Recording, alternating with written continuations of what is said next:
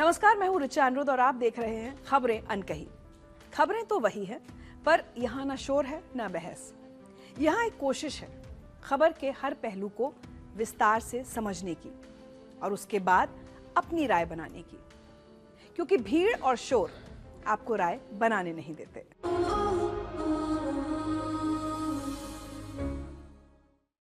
आज खबरें अनकही में हम बात करेंगे कि कैसे मुसीबत के समय भारत हमेशा अपने पड़ोसियों की मदद के लिए आगे आता है।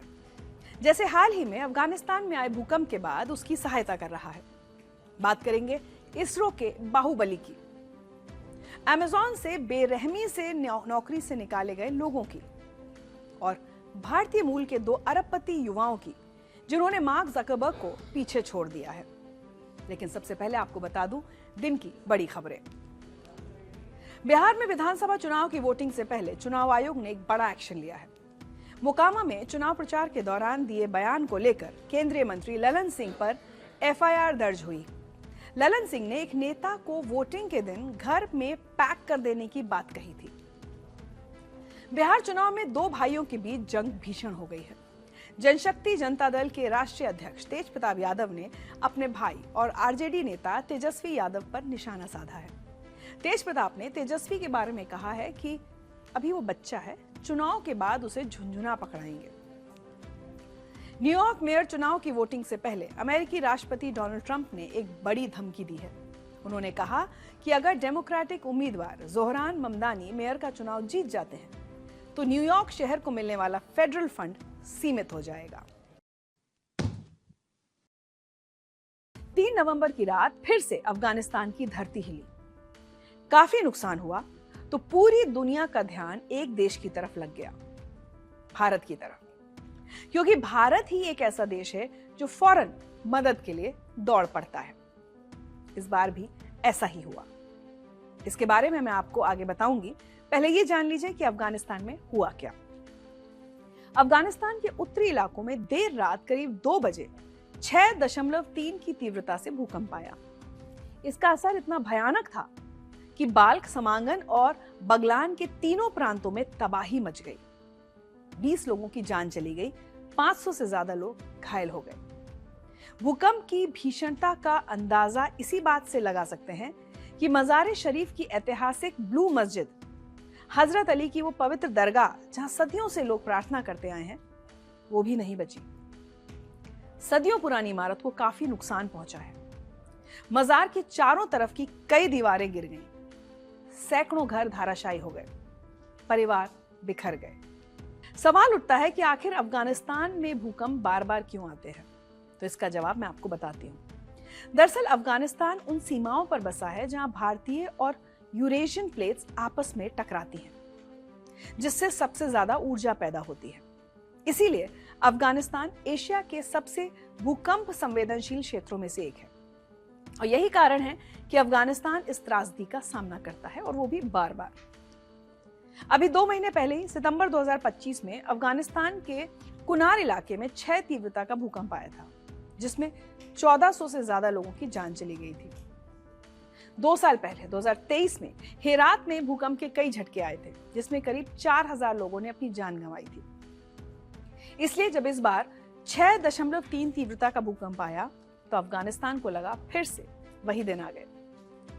हालांकि इस बार जान माल का इतना नुकसान नहीं हुआ, लेकिन इमारतों को काफी नुकसान पहुंचा है। फिर आया वो वक्त जिसने लाखों अफगानियों का दिल छू दिया। भूकंप के झटके अभी रुके ही थे कि भारत के विदेश मंत्री एस जयशंकर का फोन बज गया। दूसरी तरफ थे तालिबान के विदेश मंत्री आमिर खान मुत्ताकी। जयशंकर ने कहा, हम यहां हैं, आप अकेले नहीं हो, हम आपकी मदद करेंगे। और फिर इसी वादे के साथ काम शुरू हो गया। भारत के विदेश मंत्रालय के प्रवक्ता रणधीर जायसवाल ने एक्स पर लिखा, अफगान लोगों के प्रति अपना समर्थन दोहराते हुए भारत ने भूकंप से प्रभावित परिवारों के लिए खाद्य सामग्री भेजी है। भारत हमेशा पहले मदद पहुंचाने वाला देश रहा है। ये सिर्फ शब्द नहीं है, ये हकीकत है। भारत के खाद्य सामग्री से भरे ट्रक अफगानिस्तान की सीमा पार कर गए। उसके बाद दवाइयों की खेपें भेजने का फैसला किया गया। टेंट, कंबल, जरूरी सामान और मेडिकल सप्लाई सब कुछ तुरंत रवाना किया गया। और फिर कुछ ऐसा हुआ जो हर साल के राजनीतिक भाषणों से कहीं ज्यादा शक्तिशाली था। अफगानिस्तान के सोशल मीडिया पर एक आंदोलन शुरू हो गया। आम अफगानी नागरिक जो कभी भारत की राजनीति से परे थे, वो अब जयशंकर को डॉक्टर साहब कह रहे थे। सबसे अलग और सबसे खूबसूरत बात यह हुई कि अफगानिस्तान की जनता ने इसे सिर्फ एक राहत नहीं, एक प्रेम संदेश माना। एक अफगान यूजर ने लिखा, थैंक यू डॉक्टर साहब, आपने फिर दिल जीत लिया। जब पाकिस्तान हर मोर्चे पर अपनी साख खो रहा है, भारत लगातार सम्मान कमा रहा है। एक अफगान महिला ने लिखा, थैंक यू इंडिया, उन लोगों के साथ खड़ा रहने के लिए जो सब कुछ खो चुके हैं। एक और शख्स ने कहा, मेरा पूरा परिवार भारत के प्रति आभारी है। रेजा हुसैनी नाम की एक अफगान महिला ने सबसे खूबसूरत बात कही। उन्होंने लिखा, अफगानिस्तान की जनता भारत जैसे दोस्त की मदद के लिए आभारी है। उम्मीद है कि एक दिन हम भी भारत के उपकार का बदला खुशी से दे पाएं। भारत और अफगानिस्तान ऐतिहासिक पड़ोसी हैं और हमेशा दोस्त रहे हैं। आमिर खान मुत्ताकी जब पिछले महीने भारत के दौरे पर थे, तो हमने देखा कि कैसे दोनों देशों के बीच फिर से पुल बन रहे हैं। व्यापार की बातें हो रही हैं, सांस्कृतिक आदान प्रदान की चर्चाएं हो रही हैं, और अब ये जब एक देश दूसरे के संकट में सबसे पहले पहुंचता है। पिछले साल अगस्त में जब अफगानिस्तान में 6 तीव्रता का भूकंप आया और 2000 से ज्यादा लोग मारे गए, तब मदद के लिए भारत था। 2023 में जब हेरात में लगभग 4000 लोगों की जान चली गई, मदद के लिए भारत था। कोरोना महामारी में, बाढ़ में, हर संकट में मदद के लिए भारत था। यह अलग बात है कि भारत ने अफगानिस्तान को औपचारिक रूप से मान्यता नहीं दी है। यह अलग बात है कि दोनों देशों के बीच राजनीतिक जटिलताएं हैं, लेकिन भारत ने एक सीधा संदेश दिया है, हम तालिबान सरकार के साथ नहीं, अफगानिस्तान की जनता के साथ हैं। ये साइलेंट डिप्लोमेसी है, कोई शोर नहीं, कोई दिखावा नहीं, सिर्फ काम और इंसानियत। लेकिन ये पहली बार नहीं है कि भारत किसी के भी संकट में सबसे पहले दौड़ा गया हो। भारत के संकट निवारण का इतिहास दशकों पुराना है। 2005 में जब कश्मीर में भूकंप आया, तो भारत ने पाकिस्तान को 25 टन राहत सामग्री भेजी, 5000 कंबल, 370 टेंट, 12 टन दवाई। भारत ने $25 मिलियन की आर्थिक सहायता भी दी। वहीं पाकिस्तान, जो भारत को आंख दिखाता है, उन आतंकियों को पालता है जो भारत में हमले करते हैं। 2015 में जब नेपाल में भूकंप आया, तो भारत ने ऑपरेशन मैत्री चलाया। यह भारत का अब तक का सबसे बड़ा आपातकालीन राहत अभियान था। सेना, वायुसेना और विशेषज्ञ टीमें, सब कुछ लगा दिया गया। संयुक्त राष्ट्र के एक अधिकारी ने भारत को फर्स्ट रिस्पॉन्डर कहा। 2023 में जब तुर्की और सीरिया में विनाशकारी भूकंप आया, तो भारत ने ऑपरेशन दोस्त चलाया। 250 से ज्यादा कर्मचारी, 135 टन राहत सामग्री, 6 C-17 विमान भेजे गए, 30 बेड वाला एक फील्ड हॉस्पिटल स्थापित किया गया।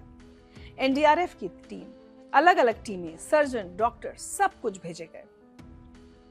भारत सिर्फ अपने पड़ोसियों के लिए ही नहीं, बल्कि पूरी दुनिया के लिए एक सहारा बन गया है। दूसरी तरफ पाकिस्तान है, जो मदद तो छोड़िए, अपने पड़ोसियों से जंग लड़ने का मौका नहीं छोड़ता, चाहे वो भारत हो या ईरान या फिर अफगानिस्तान। हालांकि अब ईरान से उसके रिश्ते सुधर गए हैं, लेकिन अफगानिस्तान से वो जंग लड़ रहा है।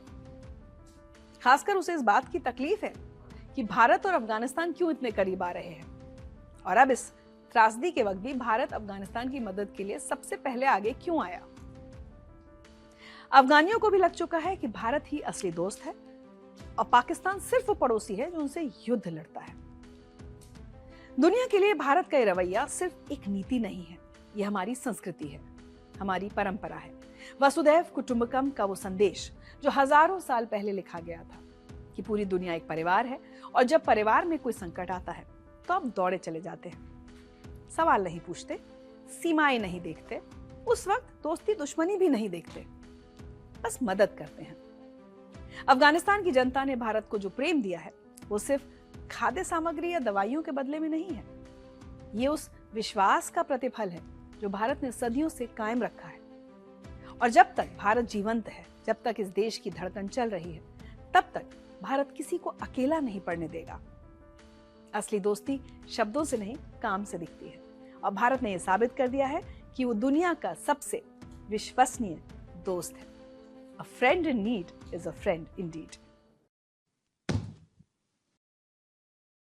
2 नवंबर 2025 शाम के 5:26 श्रीहरिकोटा के सतीश धवन स्पेस सेंटर से एक धमाकेदार गर्जना के साथ उड़ान भरता है इसरो का सबसे ताकतवर रॉकेट LVM-3 M5, जिसे बाहुबली भी कहा जाता है। लेकिन ये कोई आम लॉन्च नहीं था। ये था भारत का अब तक का सबसे भारी संचार उपग्रह CMS-03, जिसका वजन 4410 किलोग्राम है। और सबसे खास बात, ये पूरी तरह से स्वदेशी है, मेड इन इंडिया।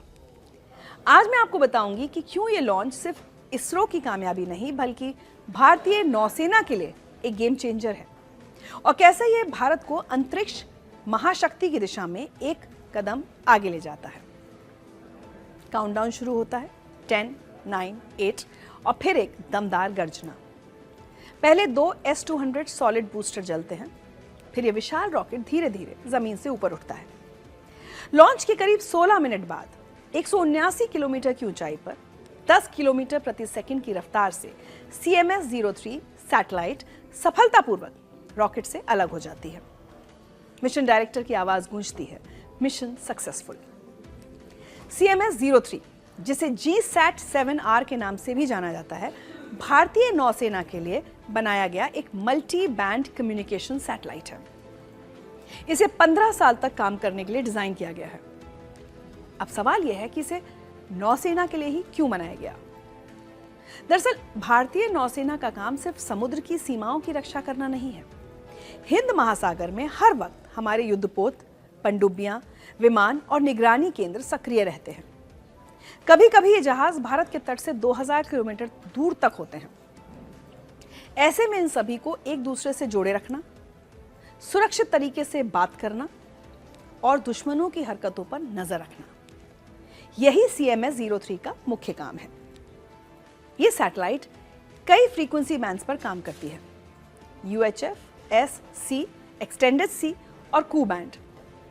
मतलब ये एक साथ आवाज, डेटा और वीडियो तीनों तरह के सिग्नल भेज सकती है। सोचिए, समुद्र में खड़ा एक कमांडर अपने जहाज से दिल्ली के ऑपरेशन सेंटर से वीडियो कॉल पर बात कर रहा है।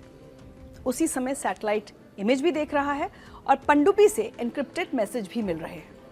सब कुछ रियल टाइम में। अब आप सोच रहे होंगे कि नौसेना के पास पहले से भी तो सैटेलाइट है। हाँ, बिल्कुल सही।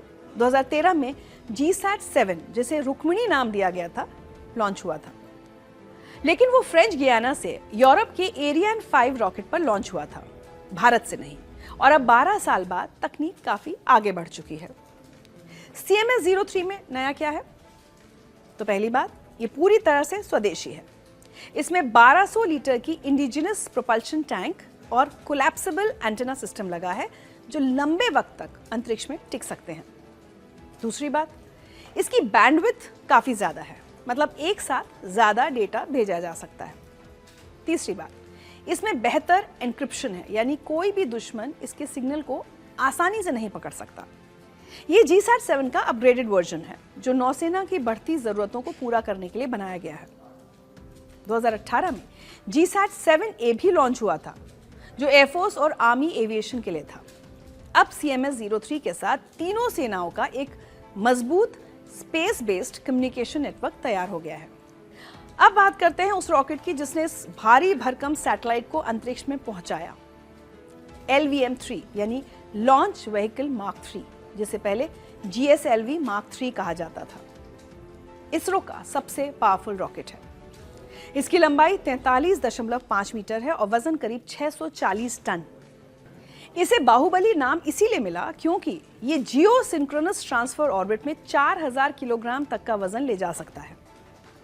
लेकिन CMS-03 का वजन 4410 किलो है, यानी रॉकेट की क्षमता से ज्यादा। तो इसरो के वैज्ञानिकों ने क्या किया? उन्होंने रॉकेट की परफॉर्मेंस को 10% बढ़ा दिया। ये एक बड़ी तकनीकी उपलब्धि थी। इस LVM-3 रॉकेट में 3 स्टेज हैं। पहला, 2 S-200 सॉलिड बूस्टर जो लॉन्च के समय भारी थ्रस्ट यानी धक्का देते हैं। दूसरा, L110 कोर लिक्विड स्टेज जो उड़ान के दौरान रॉकेट को कंट्रोल करता है। तीसरा C-25 क्रायोजेनिक अपर स्टेज जो अंतिम धक्का देकर सैटेलाइट को सही ऑर्बिट में पहुंचाता है। लॉन्च के करीब 16 मिनट बाद CMS-03 सफलतापूर्वक अलग हो गया और 26,700 किलोमीटर की ऊंचाई पर सब जियो सिंक्रोनस ऑर्बिट में पहुंच गया। अब आते हैं असली सवाल पर। आखिर ये सैटेलाइट भारतीय नौसेना के लिए इतनी महत्वपूर्ण क्यों है? पहली बात, समुद्री सुरक्षा, हिंद महासागर में चीन की बढ़ती गतिविधियां, पाकिस्तानी जहाजों की निगरानी और समुद्री डाकुओं से निपटना, इन सब के लिए मजबूत कम्युनिकेशन जरूरी है। CMS-03 युद्धपोतों को रियल टाइम में दुश्मन की लोकेशन बता सकता है। दूसरी बात, ऑपरेशन रेडीनेस। कमांडर समुद्र में बैठे बैठे फैसले ले सकते हैं क्योंकि उन्हें हाई रेजोल्यूशन इमेजेस और वीडियोस मिल रहे हैं। पनडुब्बियों से संपर्क, विमानों के साथ कोऑर्डिनेशन और ड्रोन से मिली जानकारी, सब कुछ एक सिस्टम में। तीसरी बात, ब्लू वाटर नेवी बनने का सपना। भारत चाहता है कि उसकी नौसेना सिर्फ अपने तटों की रक्षा न करे बल्कि दूर दराज के समुद्रों में भी ताकत दिखाए।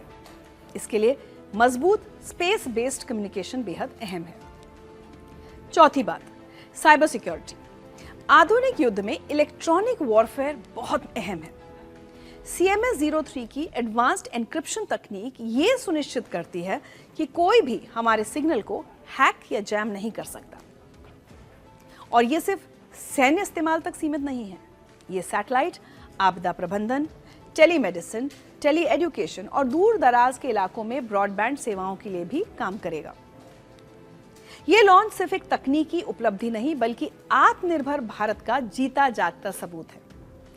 इसरो के चेयरमैन वी नारायणन ने कहा कि भारत ने भारी उपग्रहों को डिजाइन करने और लॉन्च करने में पूरी तरह से आत्मनिर्भरता हासिल कर ली है। पहले GSAT-11, GSAT-24 और GSAT-20 जैसी भारी सैटेलाइट्स को लॉन्च करने के लिए हमें यूरोप के एरियन स्पेस या अमेरिका के स्पेस एक्स पर निर्भर रहना पड़ता था। इससे न सिर्फ खर्च बढ़ता था बल्कि सुरक्षा का खतरा भी रहता था क्योंकि सैन्य सैटेलाइट की जानकारी बाहरी एजेंसीज के पास जाती थी। अब LVM-3 ने साबित कर दिया कि भारत अपने सबसे भारी और संवेदनशील सैटेलाइट खुद लॉन्च कर सकता है। ये रॉकेट पहले ही चंद्रयान-2, चंद्रयान-3 और कई OneWeb सैटेलाइट्स को सफलतापूर्वक लॉन्च कर चुका है। अब तक इसके सभी 8 मिशन सफल रहे हैं। इस मिशन की कुल लागत 1,589 करोड़ रुपए थी, जिसका अनुबंध 2019 में भारतीय नौसेना और इसरो के बीच हुआ था। शुरुआत में इसे 2020-22 के बीच लॉन्च होना था, लेकिन कुछ तकनीकी चुनौतियों के कारण ये लॉन्च नवंबर 2025 में संभव हुआ। CMS-03 का लॉन्च सिर्फ एक सैटेलाइट की कहानी नहीं है। ये भारत की बढ़ती अंतरिक्ष क्षमता, मजबूत होती नौसेना और आत्मनिर्भरता की दिशा में एक बड़ा कदम है। जब हमारे जहाज हिंद महासागर में गश्त लगाएंगे तो उनके साथ अंतरिक्ष से CMS-03 की नजर भी होगी। यह है भारत की नई ताकत, न सिर्फ जमीन पर, न सिर्फ समुद्र में, बल्कि अंतरिक्ष में भी। इसरो और भी कई अहम मिशन पर काम कर रहा है जो आने वाले समय में सबके सामने होंगे। लेकिन एक बात तय है कि भारत का अंतरिक्ष कार्यक्रम दुनिया में अपनी अलग पहचान बना चुका है और ये तो बस शुरुआत है। कल्पना कीजिए आप सोकर उठते हैं, धीरे धीरे अपनी आंखें खोलते हैं, तभी आपका फोन बजता है। एक मैसेज आता है, फिर दूसरा, और ये 2 मैसेज काफी होते हैं आपकी पूरी जिंदगी बदल देने के लिए, क्योंकि इन्हीं 2 मैसेजेस के बाद आप जान जाते हैं कि आपकी नौकरी चली गई है। यह हुआ पिछले हफ्ते एक ऐसी बड़ी कंपनी में जिसको हम सब जानते हैं और जिसके हम सब शायद कस्टमर्स भी हैं, वो है Amazon। 28 अक्टूबर 2025 मंगलवार की सुबह, भारतीय समय में करीब सुबह 5-6 बजे, Amazon की एक बड़ी छटनी शुरू हुई। बस एक क्लिक के साथ दुनिया भर में 14,000 लोगों को एक साथ नौकरी से निकाल दिया गया। और अगर सिर्फ भारत की बात करें तो 800 से 1,000 कर्मचारियों को उनकी नौकरी से हाथ धोना पड़ा है। लेकिन ये छटनी सामान्य नहीं थी, इसका तरीका काफी चौंकाने वाला था। Amazon के HR डिपार्टमेंट ने एक ऐसी रणनीति अपनाई जो शायद कॉर्पोरेट जगत में कम ही देखने को मिलती है। सुबह सुबह कर्मचारियों के फोन पर पहला मैसेज आता है।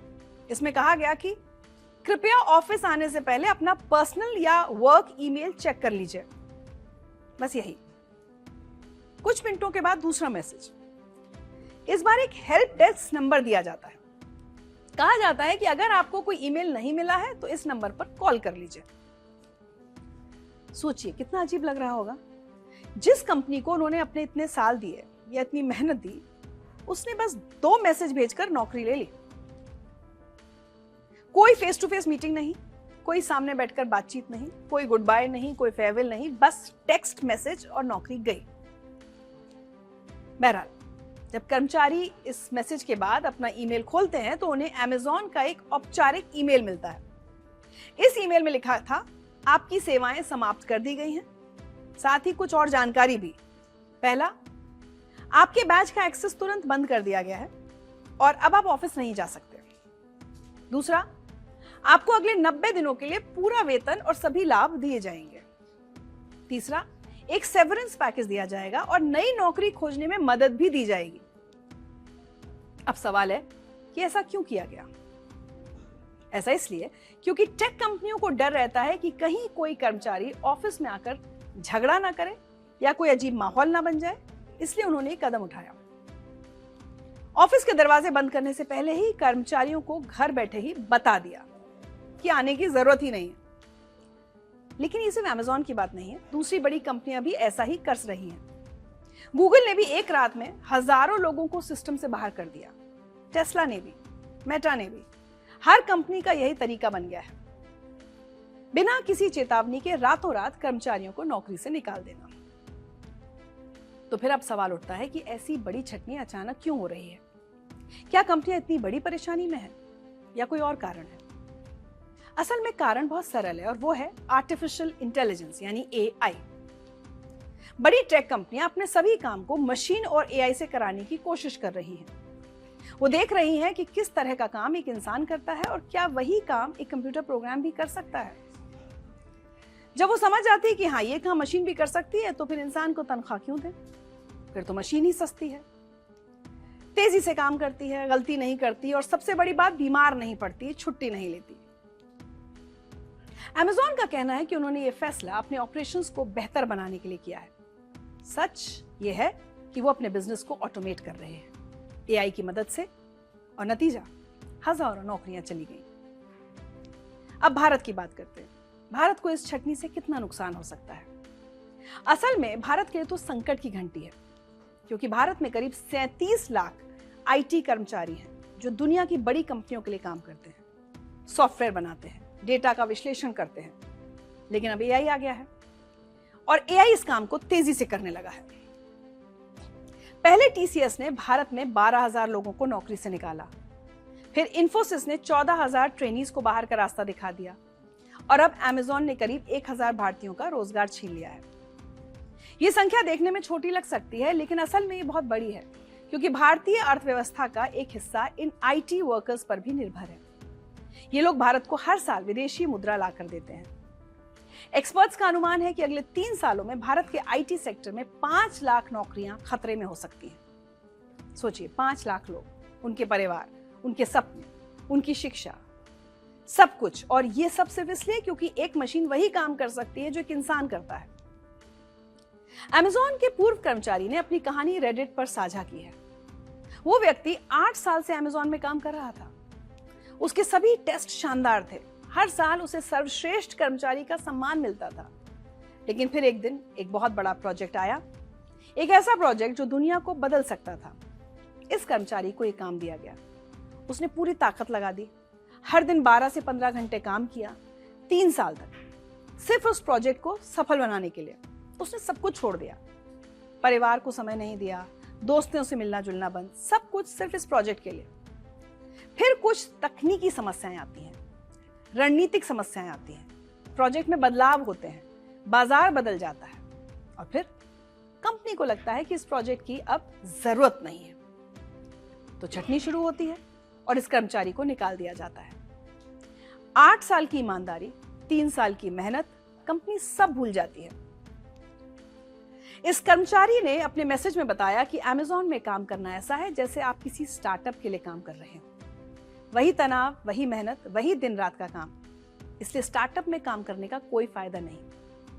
अगर आप इतना जोखिम लेना चाहते हैं, अपने लिए लीजिए, किसी और कंपनी के लिए नहीं, क्योंकि आखिर में आपको यूं ही निकाल दिया जाएगा। अब रेडिट पर भारतीय इंजीनियर्स की बातचीत हो रही है। वो सवाल उठा रहे हैं कि क्या विदेश में रहकर काम करना सही है? क्या अमेरिका की H-1B वीजा पर रहना सही है? क्योंकि अब तो नौकरी की कोई सुरक्षा नहीं रही, कभी भी कहीं से भी निकाल दिया जा सकता है। तो बेहतर है भारत आ जाऊं, शायद भारत में सुरक्षा ज्यादा हो। लेकिन अब एक और समस्या है, भारत में IT कर्मचारियों के पास यूनियन नहीं है, या अगर है भी तो बहुत कमजोर है। अगर कोई कर्मचारी यूनियन से जुड़ने की कोशिश करता है तो उसे ब्लैकलिस्ट कर दिया जाता है। दूसरी कंपनियां उसे नौकरी नहीं देती, तो कर्मचारियों के पास कोई सुरक्षा नहीं है, कोई आवाज नहीं है। सिर्फ कंपनी जो फैसला ले वही होता है। वहीं यूरोपीय देशों में स्थिति अलग है। वहां के IT कर्मचारियों ने यूनियन के जरिए AI को लेकर समझौते किए हैं। उन समझौतों में कर्मचारियों के लिए सुरक्षा है। अगर कोई छटनी हो तो बेरोजगारी भत्ता है, नई स्किल्स सीखने के लिए पैसा है। लेकिन भारत में यहां ऐसा कुछ नहीं है। अब असली सवाल भविष्य का है। आगे AI और भी तेजी से बढ़ेगा। अभी तो सिर्फ IT कर्मचारियों की नौकरियां जा रही हैं, लेकिन जल्द ही फाइनेंस के लोग, मार्केटिंग के लोग, HR के लोग और मीडिया के लोग, सबको खतरा होगा, क्योंकि AI से ये सब काम आसानी से हो सकते हैं। साथ ही एक उम्मीद भी है, अगर भारत सरकार, IT कंपनियां और कर्मचारी सब मिलकर एक अच्छी नीति बनाएं तो इस संकट को एक अवसर में बदला जा सकता है। जो कहानी मैंने शुरुआत में बताई थी, वो सुबह के 2 मैसेज की कहानी, वो असल में एक बहुत बड़ी कहानी का हिस्सा है। एक ऐसी कहानी जहां तकनीक, व्यवसाय और मानवीय संवेदनशीलता, ये सब एक दूसरे से लड़ रहे हैं और भारत इसके बीचों बीच है। भारत दुनिया का सॉफ्टवेयर केंद्र है, लेकिन अब वो AI का शिकार बन रहा है। वही AI जो भारत की कंपनियों ने बनाया है, वही AI जो भारतीय कर्मचारियों की मेहनत से बना है, और अब वही AI उनकी नौकरियां खा रहा है। मैंने बहुत समय पहले कोट पढ़ा था, love your work but don't love your company because you don't know when the company stops loving you. मतलब अपने काम से प्यार कीजिए, लेकिन कंपनी से नहीं, क्योंकि आप नहीं जानते वो कंपनी आपसे प्यार करना कब बंद कर दे। अच्छी सीख है, याद रखिएगा। बात 2 साल पहले 2023 की है। अमेरिका के सैन फ्रांसिस्को में एक डॉर्म रूम से शुरुआत होती है एक ऐसी कहानी की जो कल्पना से परे है। 22 साल के लड़के, तीनों दोस्त और एक सपना। आज ये तीनों दुनिया के सबसे युवा सेल्फ मेड बिलियनियर्स हैं। और हाँ, इनमें से 2 भारतीय मूल के हैं। इनके नाम हैं ब्रेंडन फूडी, आदर्श हिरेमत और सूर्या मिढ़ा। ये सब एक ही स्कूल से आते हैं, Bellarmine College Preparatory, San Jose, California. एक एक्सक्लूसिव बॉयज स्कूल जहां डिबेट टीम इन तीनों को एक दूसरे के करीब लाई। देर रात तक ये लड़के एक दूसरे से बहस करते थे, तर्क वितर्क करते थे, नेशनल डिबेट टूर्नामेंट्स की तैयारी करते थे, और ये सब काम उन्हें बहुत कुछ सिखाता है। लॉजिक, एनालिसिस और दूसरों को राजी करने या कन्विंस करने की कला। यही वो असली सीख थी जो बाद में उनके बिजनेस में काम आई। स्कूल खत्म हुआ, तीनों अलग अलग शहरों में अलग अलग यूनिवर्सिटीज में चले गए। ब्रेंडन फूडी जॉर्ज टाउन चले गए इकोनॉमिक्स पढ़ने। सूर्या मिढ़ा, जिनके माता पिता नई दिल्ली से अमेरिका आए थे, वो भी जॉर्ज टाउन गए, लेकिन फॉरेन सर्विस स्टडीज के लिए। और आदर्श हिरेमत हार्वर्ड गए कंप्यूटर साइंस पढ़ने। फिर आया साल 2023, ग्रेजुएशन का 2nd ईयर चल रहा था। तीनों दोस्त अलग अलग जगहों पर बैठे थे। एक दिन का कॉल, एक दिन की बातचीत, और तब मरकौर का विचार आता है। शुरुआत में बहुत सिंपल आइडिया था। भारत में खूब सारे टैलेंटेड सॉफ्टवेयर इंजीनियर्स हैं, लेकिन छोटे अमेरिकी स्टार्टअप्स का उन तक पहुंचना मुश्किल था। ऐसे में इन तीनों ने सोचा, क्यों ना एक ऑनलाइन फ्रीलांस मार्केट प्लेस बना दी जाए। भारत के टैलेंटेड कोडर्स को अमेरिकी कंपनी से जोड़ दो। इसी सोच के साथ काम शुरू किया गया। पर यह कहानी यहीं खत्म नहीं होती। असली मैजिक तो तब आता है जब ChatGPT, GPT-4 जैसे बड़े AI मॉडल्स की दुनिया भर में लाइन लग गई और तब दुनिया भर के टेक जायंट्स को एक बहुत बड़ी समस्या का सामना करना पड़ा। दरअसल AI मॉडल्स को सिर्फ कोड से नहीं बल्कि डेटा से भी सिखाया जाता है। लेकिन ये डेटा कहां से आता है? असली इंसानों से। चैट जीपीटी को ट्रेन करने के लिए OpenAI को क्या चाहिए? हजारों लोग जो डेटा को लेबल करें, सिनेरियोस को सिमुलेट करें और उस AI को बताएं कि हाँ ये सही है या नहीं, ये गलत है। क्योंकि एल्गोरिथम्स में एक चीज आ नहीं सकती, वो है इंसानी सूझबूझ और कॉमन सेंस। तो मर्कौर का आइडिया पूरी तरह बदल जाता है। वो अब सिर्फ फ्रीलांसर्स नहीं जोड़ते, वो एक AI पावर्ड प्लेटफॉर्म बनाते हैं जहां 30,000 से ज्यादा स्पेशलिस्ट काम करते हैं। Lawyers, doctors, engineers, financial experts, सब लोग। ये स्पेशलिस्ट डेटा लेबल करते हैं, AI को सिखाते हैं और यहीं से शुरू होती है tsunami. OpenAI, Google, Apple, Microsoft, Amazon, Meta, आज सभी को मर्कौर की जरूरत है। ये तो हम जानते ही हैं कि दुनिया भर में स्टार्टअप बहुत तेजी से बढ़ रहे हैं, कई यूनिकॉर्न्स बने, लेकिन मर्कौर की ग्रोथ वो सब उम्मीदों को पार कर रही है। सितंबर 2024 में मर्कौर को लगभग 284 करोड़ रुपए की फंडिंग मिलती है। उस समय कंपनी की वैल्यूएशन 22,200 करोड़ रुपए थी, एक छोटा मोटा सा स्टार्टअप। लेकिन 3 महीने बाद फरवरी 2025 में सब कुछ बदल जाता है।